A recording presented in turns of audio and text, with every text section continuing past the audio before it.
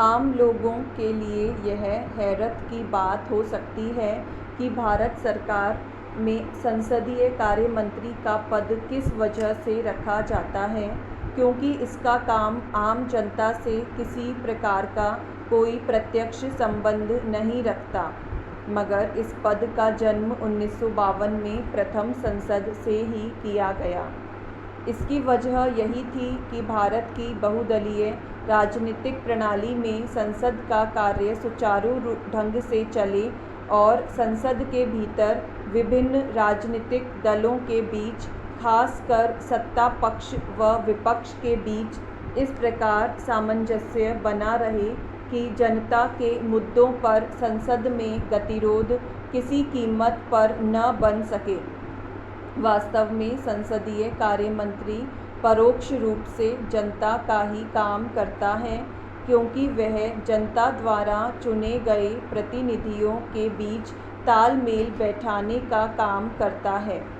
उसका यह कार्य आम जनों के हितों को साधने के लिए ही होता है, क्योंकि जनप्रतिनिधि जनता की आवाज़ ही संसद में उठाते हैं। खासकर विपक्षी नेताओं के साथ संसदीय कार्य मंत्री तालमेल इस प्रकार बैठाता है कि संसद की कार्यवाही सुचारू तरीके से चलती रहे और विपक्ष भी संतुष्ट बना रहे। परंतु वर्तमान समय में संसद की जो हालत बनी हुई है, उसे पूरे देशवासी देख रहे हैं और सोच रहे हैं कि आखिर संसद में चर्चा या बहस क्यों नहीं हो रही। संसदीय प्रणाली के विशेषज्ञ अचंभे में हैं कि संसदीय कार्य मंत्री आखिरकार किस जहान में घूम रहे हैं कि विपक्ष के साथ सामंजस्य बैठाने का उनके पास समय ही नहीं है। मैंने पहले भी लिखा था कि लोकतंत्र कभी भी जिद से नहीं बल्कि ज़िरारत से चलता है। यह ज़िरारत आवाम की ही होती है, जो संसद में बैठने वालों को चुनकर भेजती है।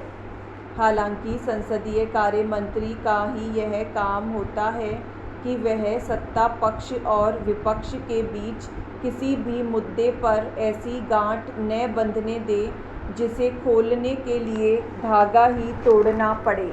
मगर हमारी संसदीय प्रणाली में ऐसी स्थिति में दोनों सदनों, लोकसभा व राज्यसभा के सभापतियों की भी विशिष्ट भूमिका है।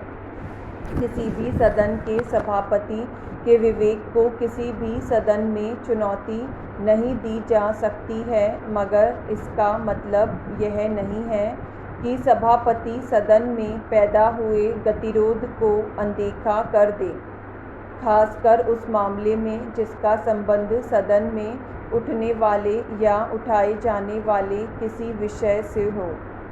विवेक का संबंध हमेशा तर्क से या परिस्थितिजन्य वस्तुपरक अवधारणा से होता है।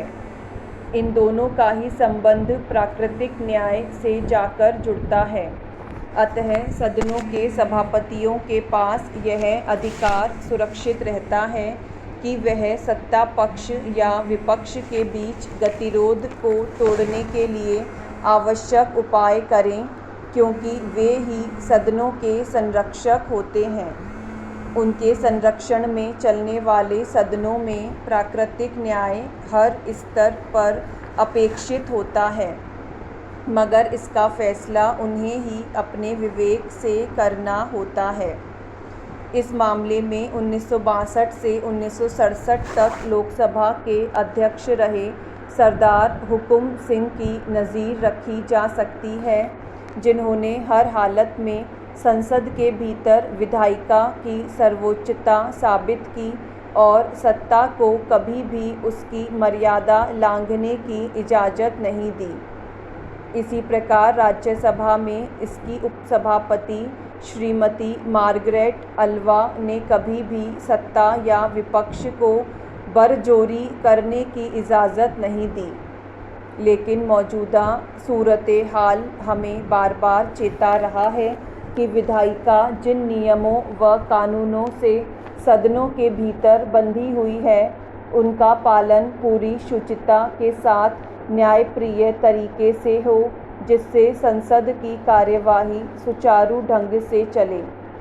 इस मामले में सत्ता पक्ष और विपक्ष एक दूसरे पर जो दोषारोपण कर रहे हैं, उसकी तस्दीक दोनों सदनों के सभापति करें और गतिरोध से देश की सबसे बड़ी पंचायत को छुटकारा दिलाएं। संसद का मतलब एक पक्ष का व्याख्यान नहीं होता है, क्योंकि इसमें जनता द्वारा चुने गए वे प्रतिनिधि भी बैठते हैं जो अल्पमत में होने की वजह से विपक्ष में बैठते हैं। सदन के सभापति सत्ता व विपक्ष दोनों के एक समान प्रतिनिधि होते हैं, क्योंकि वह पूरे सदन का प्रतिनिधित्व करते हैं। जब लोकसभा अध्यक्ष सदन से बाहर कहीं बोलते हैं तो पूरी लोकसभा बोलती हुई मानी जाती है। यह ठीक उसी प्रकार ही है जिस प्रकार किसी भी दल का प्रधानमंत्री देश के हर नागरिक का प्रधानमंत्री होता है। अतः सदन में किसी भी प्रकार की व्यवस्था या अव्यवस्था, गतिरोध के प्रति स्वाभाविक रूप से अध्यक्ष का चिंतित होना जायज़ माना जाता है। यह सदन आधा अधूरा कैसे चल सकता है?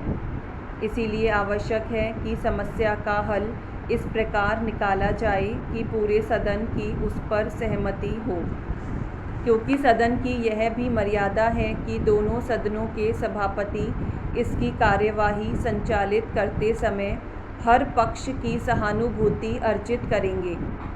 इस मामले में दोनों सदनों द्वारा ही कुछ स्थापित परंपराएं हैं, जिनका गंभीर अध्ययन करने का यह उचित समय है।